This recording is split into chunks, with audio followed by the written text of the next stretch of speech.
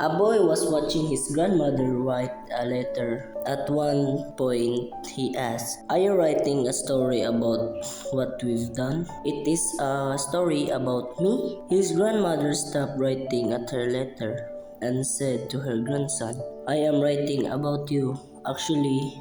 But more important than the word is the pencil I'm using. I hope you will be like this pencil when you grow up." Intrigued, the boy looked at the pencil. It didn't seem very special, but it just like any other pencil I've ever seen. That depends on how you look at things. It has 5 qualities which, if you manage to hang on them, will make you a person who always at peace with the world. First quality.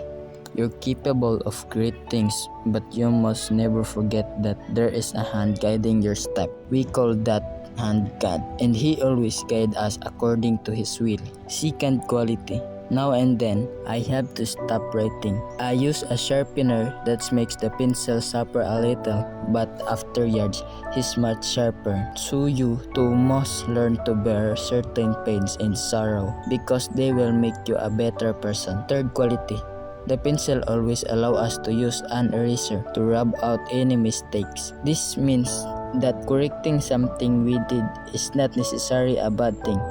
It helps us to keep us on the road to justice. Fourth quality.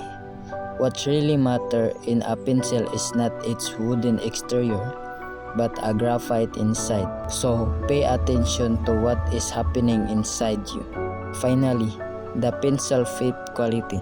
It always leaves a mark. In just same way, you should know that everything you do in life will leave a mark. So try be conscious of that in your every action.